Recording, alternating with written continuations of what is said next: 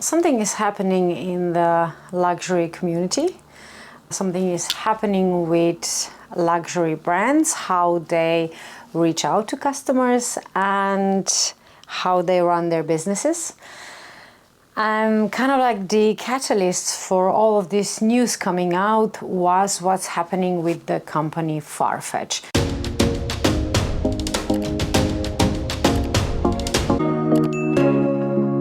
It is a little bit ironic that not long ago I actually did a whole long video about great customer service, and Farfetch was definitely on top of that list. I'm gonna link this video up there if you haven't seen it yet. And before we dive into the news, I have to put a disclaimer right here that I'm gonna read the things that I found on websites that I find credible news sources.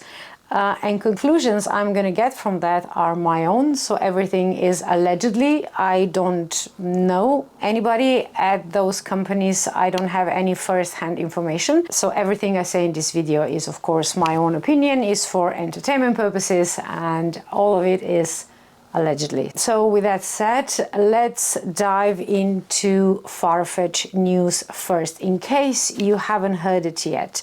I think it hit in towards the end of December of last year. I have my iPad here and I'm reading some of the information to you. This is from Financial Times webpage. I would consider that definitely a credible news source, and they have written about South Korean e-commerce group called Coupang that has agreed to buy Farfetch. Now, Farfetch, as you probably know, is a company that kind of like provides a service to different boutiques throughout the world. So Farfetch on its own doesn't really sell anything, maybe like pre-loved items, but whatever you find new on Farfetch is from different boutiques around the world, and Farfetch connects the customer to the boutiques and, you know, takes obviously a commission for that.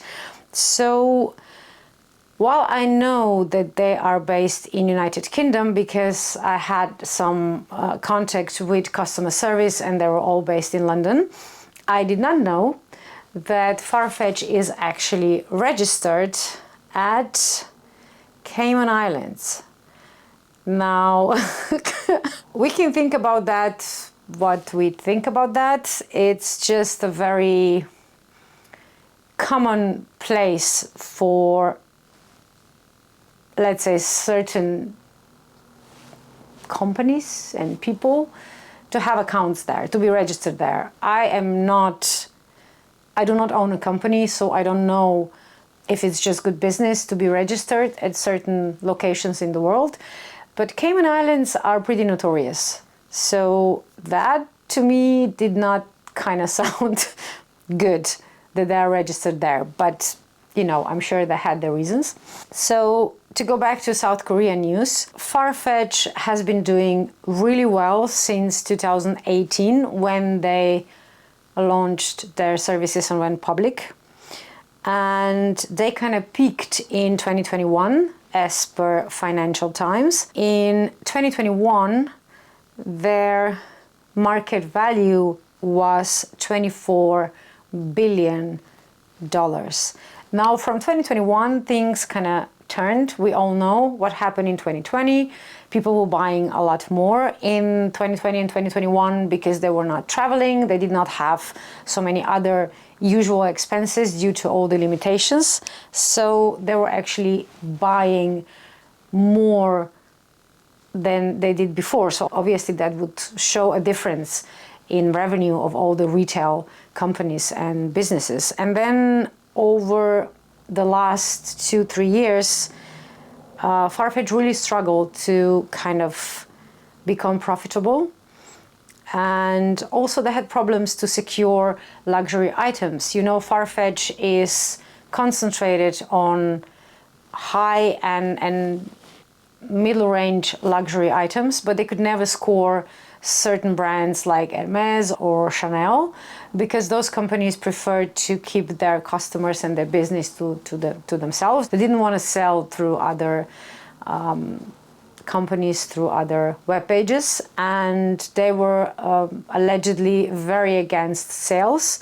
And all of the websites like My Teresa, Farfetch, Luisa Via Roma also, they kind of count on sales. That certain time of the year you're gonna put the sale out, and you're gonna earn a lot of money in that short amount of time when you have a lot of items on sale. And companies like Hermes and Chanel, and probably some others too, are not really happy about that, allegedly. I have not talked to them, but this is what it kind of comes out from knowing that they will not sell their items through other web pages and other web companies. So one of the worries for Farfetch was that they had really big debt, over $1 billion, they had to start repaying between 2027 and 2030. And because they were struggling, it was very near insolvency. It was almost that the company crashed. And now the South Korean company kind of saved it at the last minute and poured $500 million into the company. So what does that mean? I mean, we will see if this is just a new owner who will continue to keep Farfetch as it is, and as we know it. But I haven't heard of that company before in South Korea, and there's a reason for it.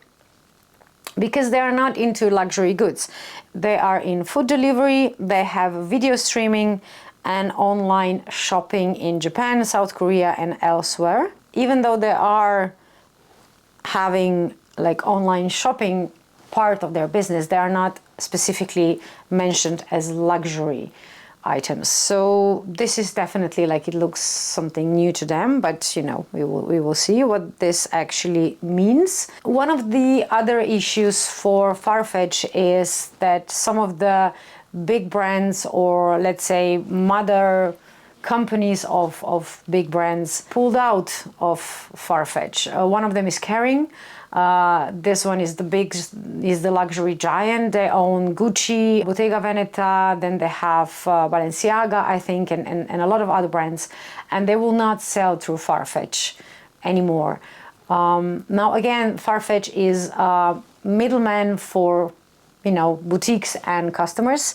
So boutiques who already have a license, or they are allowed to sell, let's for example say Bottega Veneta bags, they will still be able to sell them through Farfetch, but Kering itself will not, their own boutiques will not sell through Farfetch anymore. Businesses are very connected. They are very, it's kind of like a spider's web, it's kind of like I have a business and you have a business and your friend has a business, and I will buy your business and you will buy your friends, and then your friend will buy part of mine. It's just so interconnected that it's very difficult to know who is actually owning what. And very interesting part of this article, I'm going to link it below so you can read it for yourself, but the part of this article that really kind of got me thinking is that Farfetch actually wanted to buy Yuk Net-a-Porter site, and that deal was signed in 2020 but was not yet closed, so it was still waiting to be finalized. Even though it was signed in 2020, this deal will probably not go through now because Farfetch has a new owner. But the owner of this site now is a business from Switzerland that actually owns jewelry, well-known jewelry brands like Cartier and Van Cleef, and it's just mind-blowing that we are into certain brands, but they all kind of belong to to one mothership that just kind of like a spider collects everything that kind of gets caught in the web. It's a very interesting article. Read it. So this is the Farfetch situation as of now. Hopefully for us, for customers, not a lot will change. One of the discussions we had in this kind of like luxury YouTube community talk, there's a term that luxury brands use for a customer who cannot afford their, you know, expensive clothing and like really high tier bags and things like that, but they can buy small leather goods or lower price items. And those kind of customer usually comes from like middle income background. And some of the brands were really snobbish. They did not want that type of customer owning their products. So it was kind of like obvious to me that they were trying to push out everybody apart from really, really super top 1% rich people.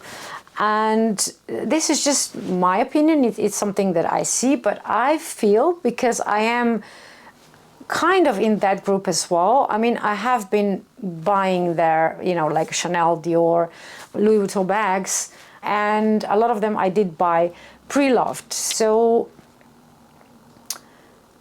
I kind of gave up on Chanel, I think a while ago now, because their prices are just, you know, they're like way too high for what they actually are. A while ago, I did a video about why do we buy luxury items, and I included lovely Dayle. I'm gonna link her channel below.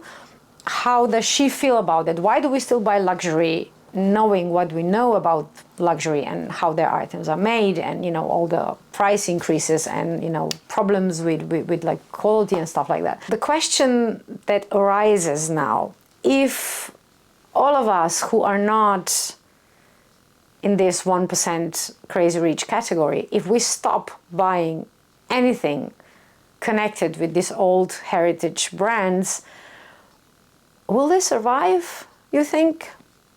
You think that the 1% that they looks like are aiming at, are they buying enough that, you know, they're gonna keep the company having healthy profits without the clients that they want to push out? I don't know. I'm not sure.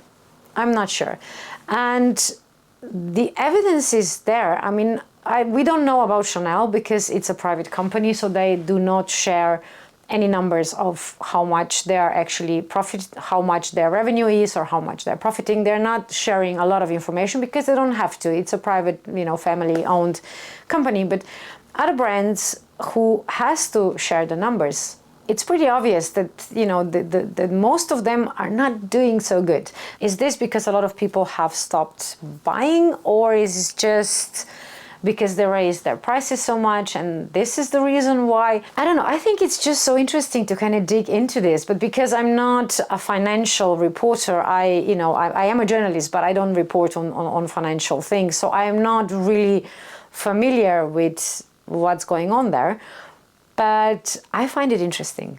And it's kind of like, you know, for all of us who ever had to save to go and buy a Chanel bag, I think now this is the moment that we kind of go, well,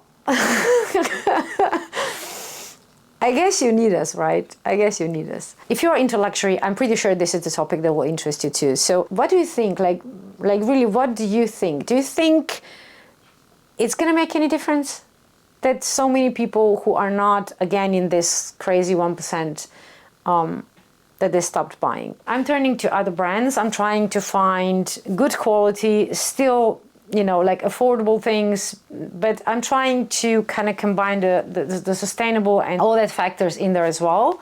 So I'm definitely changing my shopping habits in 2024. So I can still last after Chanel or Dior bag, but I will not put money aside and save for God knows how long to get it now. That part of my shopping lifestyle is definitely over.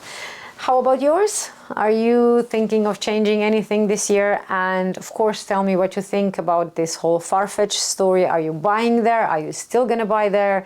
Do you have any thoughts on that? And, you know, let's talk. And I cannot wait for your comments. So please do comment below. Let me know what you think. Have a lovely day, and I will see you in the next video.